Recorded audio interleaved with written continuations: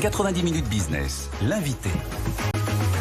Avec nous ce midi, Aurélie Jean, spécialiste en sciences algorithmiques, entrepreneuse, auteure de 3 livres, dont celui-ci, Résistance 2050, coécrit avec Amanda Sters aux éditions de l'Observatoire.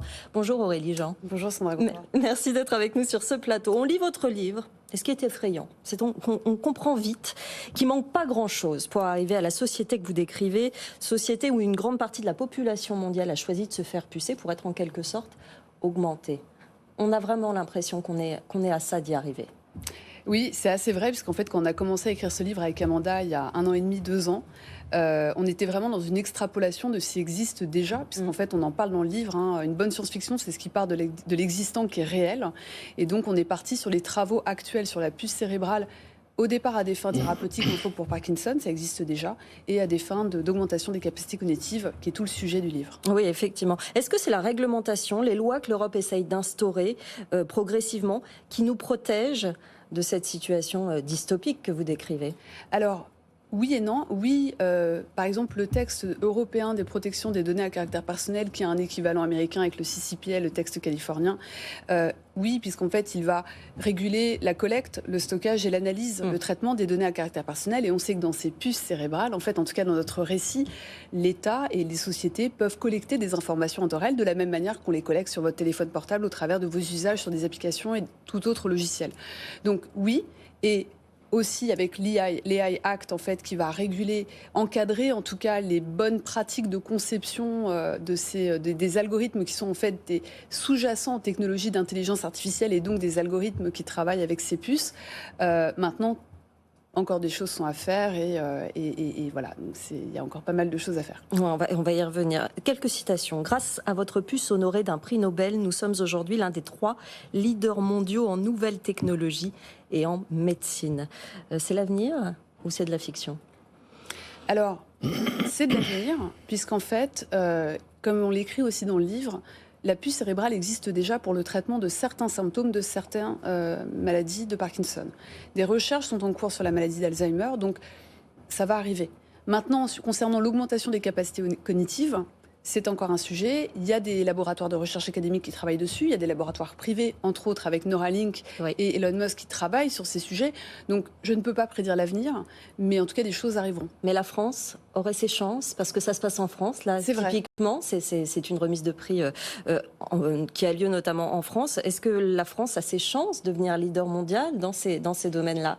Alors, c'est un clin d'œil qu'on a fait, puisqu'en fait, la puce pour traiter Parkinson a été créée par 2 Français. Donc en fait, c'est un clin d'œil qu'on a fait à l'histoire.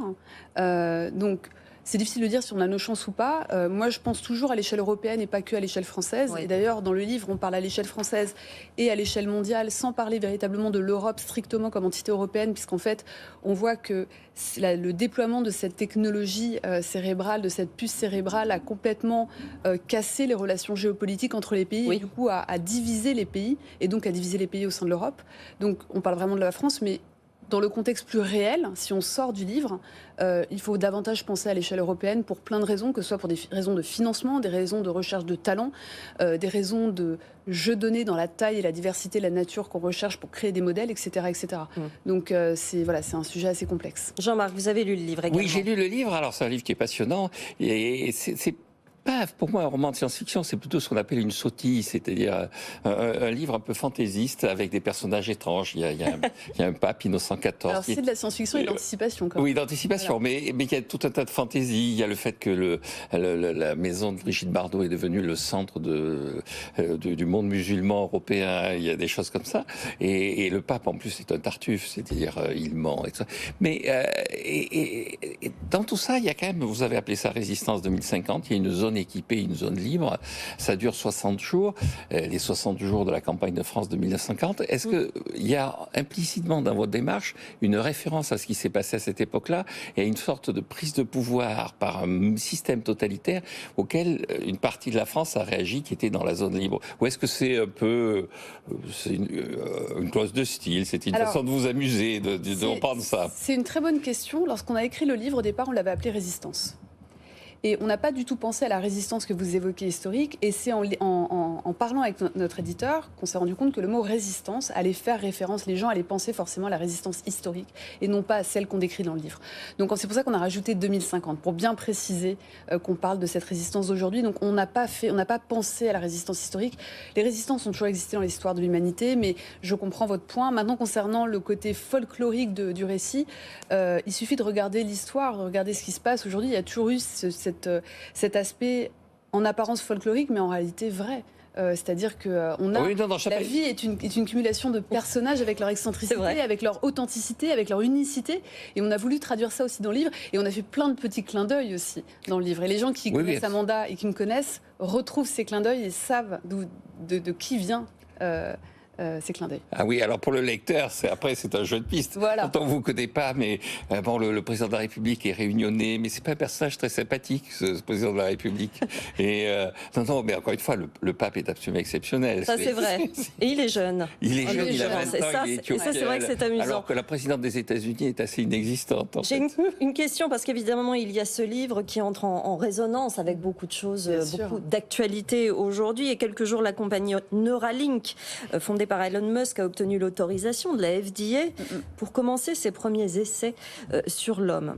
C'est un peu inquiétant, mais ce que vous dites dans votre livre, mais pas seulement, est-ce qu'il faut réfléchir maintenant à ce que va être la technologie demain? Vous dites que plutôt de préconiser un arrêt de réflexion des technologies qui avancent si vite, presque quotidiennement, c'est pendant leur développement qu'il faudrait finalement se poser la question sur ce qu'implique l'innovation. Absolument. Donc là, on va sortir de ce livre, de ce récit, tout à fait. Et pour tout le coup, revenir à mon deuxième essai, qui est Les algorithmes font-ils la loi, que j'ai sorti en 2021. Donc en fait, moi, j'ai pas signé le moratoire et je l'ai accusé fermement, comme plein de scientifiques. Le moratoire demandé par une lettre co-signée par Elon Musk et dirigée donc par OpenAI. Pourquoi je condamne ce genre de déclaration? Premièrement, vous l'avez très bien dit, c'est-à-dire qu'il faut infuser des bonnes pratiques de développement, de conception, de réflexion, de formulation de problèmes, etc., de conception algorithmique tout au long du process, et ce n'est pas en arrêtant, et pourquoi 6 mois et pas 1 mois, etc. Donc ça, c'est un problème. En plus, la lettre s'inscrit dans une vision apocalyptique long-termiste qui est très extrapolée au regard de la réalité et qui, par ailleurs, les gens qui ont écrit cette lettre et la plupart qui ont signé, il faut quand même savoir qu'on a des problèmes aujourd'hui vraiment existants concernant la science algorithmique, qui sont des problèmes liés à la discrimination technologique, donc le fait qu'on va discriminer des populations entières parce qu'on n'aura pas pensé à introduire des critères reliés. Par exemple, les premiers algorithmes de reconnaissance faciale ne reconnaissaient pas les individus à peau noire. Oui. Aussi, on a des problèmes d'exploitation de main-d'œuvre pas chère dans des pays souvent émergents à bas prix, donc d'exploitation, donc il faut aussi le résoudre. On a aussi des problèmes écologiques liés à la consommation, c'est-à-dire qu'on ne peut pas mesurer strictement la consommation énergétique pour créer, construire, entraîner ou faire tourner un algorithme, mais on peut faire une comparaison relative, donc on peut la minimiser. Et donc il y a plein de sujets aujourd'hui qui sont déjà des problèmes existants que ces acteurs-là ne regardent pas, et ne regardent pas tant sur les solutions existantes que sur des nouvelles solutions explorées. Et il y a plein de scientifiques, dont Timnit Gebru, dont Yann Lequin, beaucoup ont condamné en fait cette lettre parce qu'il y a un caractère très démago qui se détache d'une réalité pourtant existante qu'il faut absolument tacler. Pour conclure, une note d'optimisme, et là je reviens à votre livre, le cerveau a ces mystères qu'aucun métaverse n'est capable aujourd'hui de simuler. C'est ça, il y aura toujours une différence entre le cerveau. Est-ce qu'on peut produire en termes d'algorithmes? Je ne peux pas vous dire toujours. Ce que je sais, c'est que le cerveau est complexe et que ne serait-ce que lorsqu'on parle d'intelligence, il y a plein de types d'intelligence. Si on reprend la théorie de Robert Sternberg des années 80, il y a l'intelligence analytique qu'on mesure par le fameux QI. Puis on a les intelligences créatives, émotionnelles et pratiques. Et en fait, lorsqu'on parle d'intelligence, il faut tout regarder. Et ne serait-ce que qu'est-ce qu'une émotion? Comprendre les mystères du cerveau, c'est aller vers des débats aussi philosophiques. Et les débats philosophiques sont souvent sans fin, et c'est la beauté de la chose. J'ai juste une question par rapport à ça. Très très vite. J'arrive pas à savoir dans le livre si, d'après vous, les chagrins d'amour vont disparaître ou pas. Alors, je peux pas trop dire parce qu'il y a un petit pivot dans l'histoire et je voudrais pas dire trop pour les lecteurs. Mais, voilà. Mais c'est bien d'avoir des chagrins d'amour, je dirais ça. Bon, donc ils sont préservés, les chagrins d'amour. il faut laisser. Voilà, exactement. Merci beaucoup Aurélie Jean, spécialiste en sciences algorithmiques, entrepreneuse, auteure de ce roman et pas seulement. Résistance 2050, coécrit avec Amanda Stairs aux éditions de l'Observatoire. Merci beaucoup d'être venue nous voir.